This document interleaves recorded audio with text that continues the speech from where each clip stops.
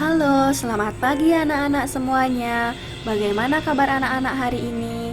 Semoga kita semua dalam keadaan sehat dan terus semangat belajar ya. Nah, bertemu kembali dengan Ibu.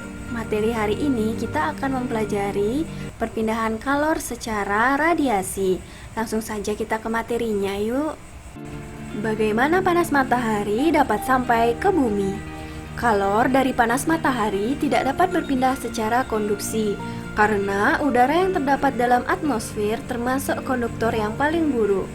Kalor dari matahari pun tidak dapat menghantar secara konveksi karena antara matahari dan bumi terdapat ruang hampa yang tidak menghantarkan kalor.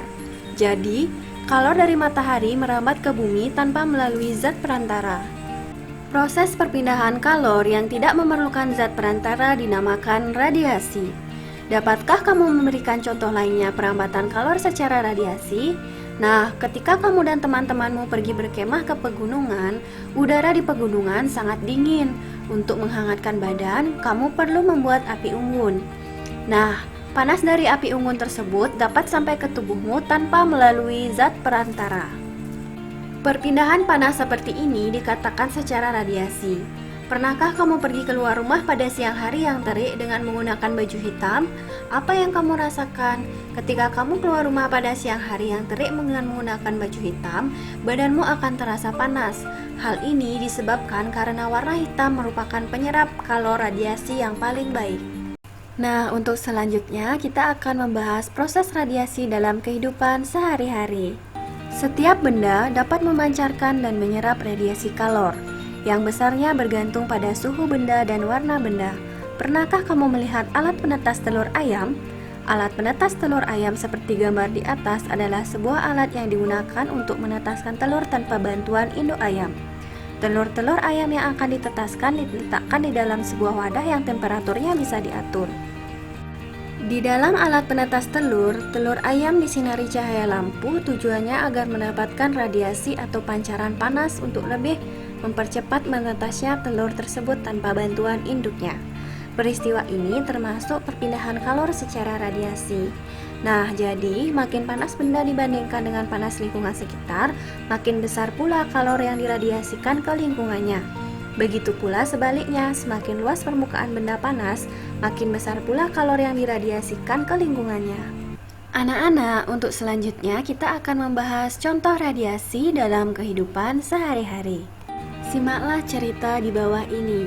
Pada sore hari di daerah Ubud Gianyar, Dani dan Pak Doni yang berasal dari Jakarta sedang berlibur di Bali dan jalan-jalan untuk menikmati suasana sejuk dan pemandangan di daerah Ubud.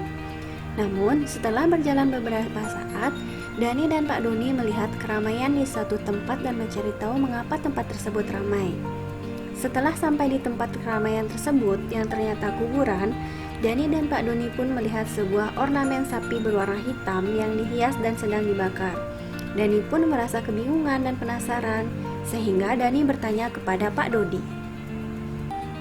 Karena Pak Dodi juga belum mengetahui secara pasti apa yang akan dilakukan, dengan perlahan Pak Dodi mulai bertanya kepada salah satu warga yang berada di dekatnya, dan bertanya apa yang akan dilakukan pada ornamen sapi hitam tersebut. Lalu salah satu warga yang bernama Pak Made menjelaskan bahwa yang terjadi sekarang di kuburan ini adalah tradisi ngaben dengan menggunakan lembu hitam yang sudah dihias, yang dimana mayat yang telah diupacarai sedemikian rupa akan ditempatkan di dalam lembu tersebut dan dibakar untuk abunya akan dibawa ke lautan. Setelah itu, Pak Dodi menjelaskan kepada Dani bahwa yang dilihatnya itu adalah upacara atau tradisi ngaben. Karena masih penasaran, Dani lebih mendekati tempat pembakaran lembu tersebut dan merasakan panas pada tubuhnya. Padahal, jarak Dani dengan tempat pembakaran terbilang cukup jauh. Dani pun merasa kebingungan mengapa ia merasakan panas dan bertanya kembali kepada Pak Dodi.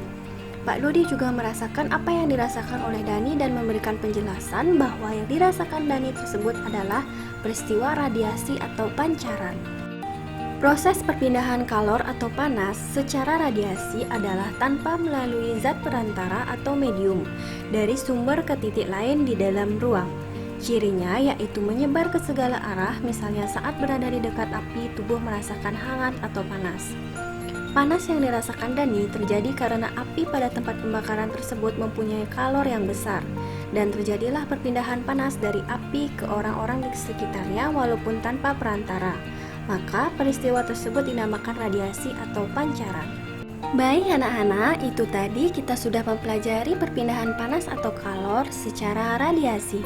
Semoga pada pembelajaran hari ini bermanfaat dan bisa dijadikan bahan pembelajaran untuk selanjutnya. Ibu mohon maaf apabila ada salah kata. Terima kasih, sampai bertemu pada pertemuan selanjutnya.